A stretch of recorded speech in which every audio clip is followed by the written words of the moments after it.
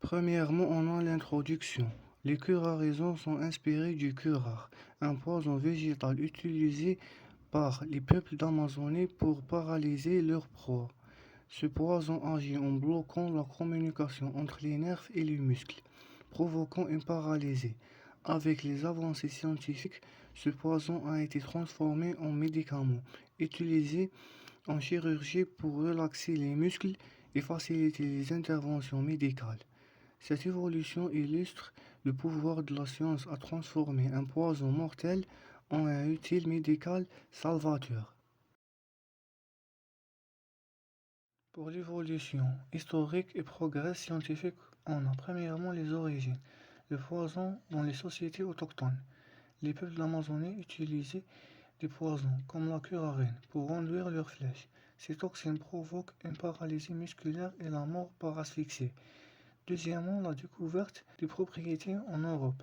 Au XIXe siècle, les scientifiques européens identifient la curarine comme la cause de la paralysie musculaire. Et troisièmement, la première utilisation médicale.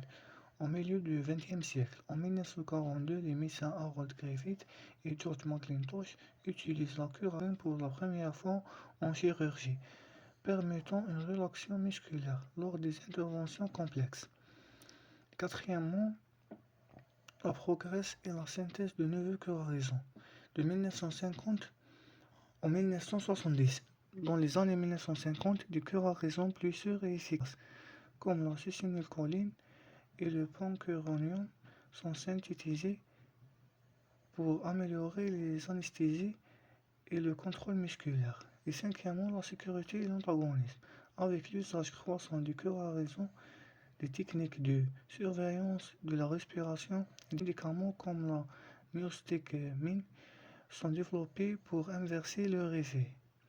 Et dernièrement, les curarisons en médecine moderne. Aujourd'hui, ils sont utilisés en anesthésie et en soins intensifs pour induire une relaxation musculaire et gérer la respiration durant les opérations. Définition. Le corar est un terme générique désignant un ensemble de poissons végétaux qui agissent principalement sur le système nerveux en provoquant une paralysie musculaire. Il est utilisé en médecine pour induire une paralysie musculaire contrôlée lors de certaines interventions chirurgicales. Famille du corar. Premièrement, on a le corar dépolarisant. Son exemple principal est le succinylcholine. Il se connaît aussi sous le nom de célocorine. Son mode d'action, il émite l'acétylcholine et il provoque une dépolarisation prolongée de la plaque motrice suivie d'une désensibilisation des récepteurs. Ses caractéristiques, son action est très rapide, entre 30 à 60 secondes et une durée courte de 6 à 12 minutes. Il n'a pas d'amplitude. Il provoque des fasciculations musculaires et des effets secondaires comme l'hypercalémie ou l'hyperthermie maligne. Deuxièmement, on a les corps non dépolarisants. On a deux exemples. Le premier exemple est les stéroïdènes, comme le rocuronium et le vicuronium. Et deuxièmement, on a les corps non stéroïdiennes comme l'atracurium et le césatracurium. Son mode d'action est un antagoniste compétitif des récepteurs d'acétylcholine empêchant la dépolarisation sans provoquer du fasciculation. Ses caractéristiques différentes selon leur rapidité, durée d'effet et le métabolisme hépatique rénal ou spontané et des effets secondaires aussi.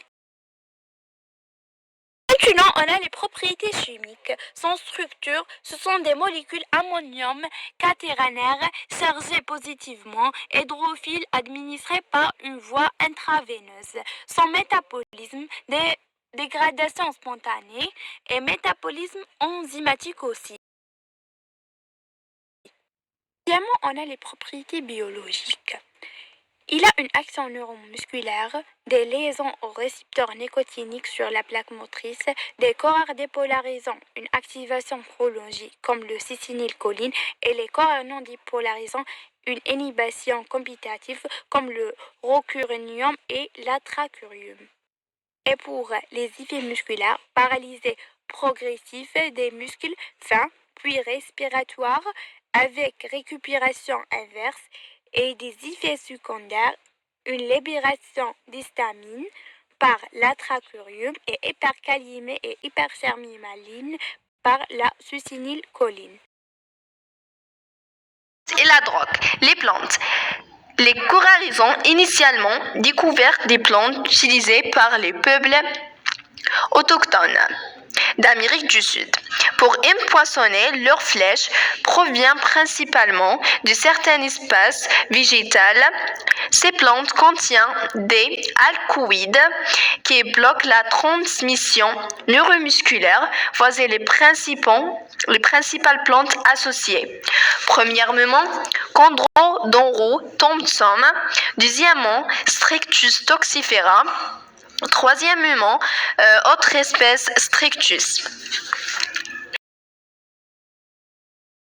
Drogue. En pharmacologie, une drogue est toute substance qui a un effet sur le corps humain, sauf pour des raisons médicales. Certaines plantes, comme le pavot, qui donnent la morphine, sont transformées en drogues puissantes, utilisées en médecine. Cependant, certaines drogues, lorsqu'elles sont mal utilisées, peuvent être nuisibles et entraîner des addictions comme le cocaïne et l'héroïne. Cette idée a été formulée par Paracès, un médecin et alchimiste suisse, qui dit « Tout est poisson n'est rien poisson, c'est la dose qui fait le poisson ». Cela signifie que la ligne entre ce qui est thérapeutique et ce qui est toxique est très fine et dépend de la quantité administrée.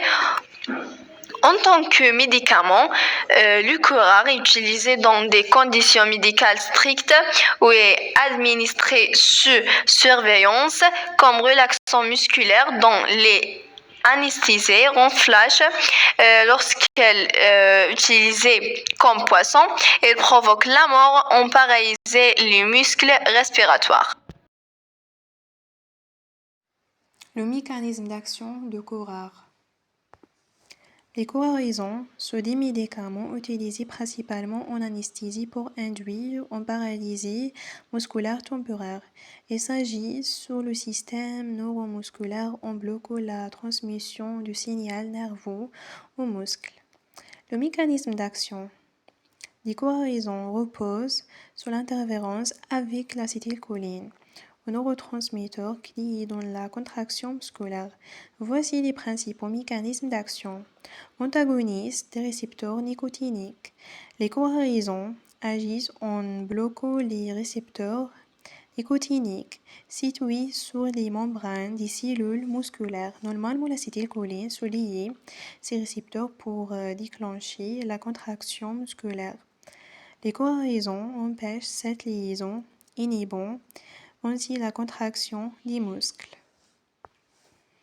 Effet sur la jonction neuromusculaire. La jonction neuromusculaire est l'endroit l'influx nerveux est transmis de neurones de muscles en bloquant les récepteurs nicotiniques. Les curarisons inhibent la libération de l'acétylcholine et la propagation de l'influx nerveux vers le muscle, entraînant en paralysie. Les effets indésirables. Les curarisons utilisés en anesthésie pour induire une paralysie musculaire temporaire peuvent entraîner divers effets indésirables. Ces effets varient selon le type de curarison, déparalysant ou non déparalysant, la dose administrée et les caractéristiques du patient. Voici les principaux. On commence par l'effet indésirable commun. Réaction allergique et anaphylactique. Les curarisons, en particulier le rocuronium et les succinylcholine. Deuxièmement, on a l'effet lié aux curarisons dépolarisants, comme le succinylcholine. Fasciculation musculaire. On a aussi les myalgies post-opératoires, on a aussi le bradycardie, etc. Troisièmement, on a l'effet lié aux curarisons non déparalysants, comme le rocuronium et le vécuronium, etc. On a prolongation de l'effet, risque de paralysie prolongée ou du curarison résiduel.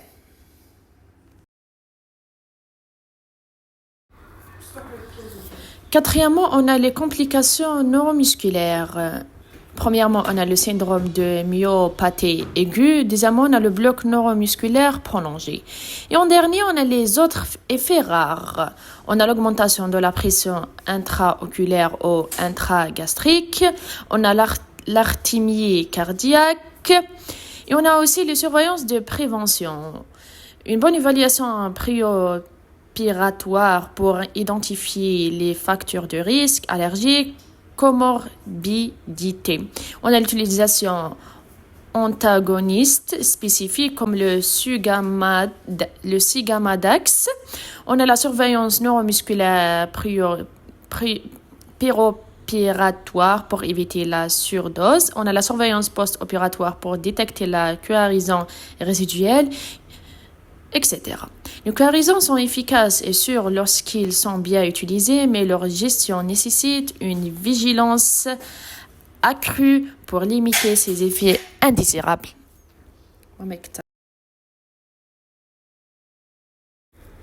Maintenant, on passe vers la comparaison entre le médicament et le poison.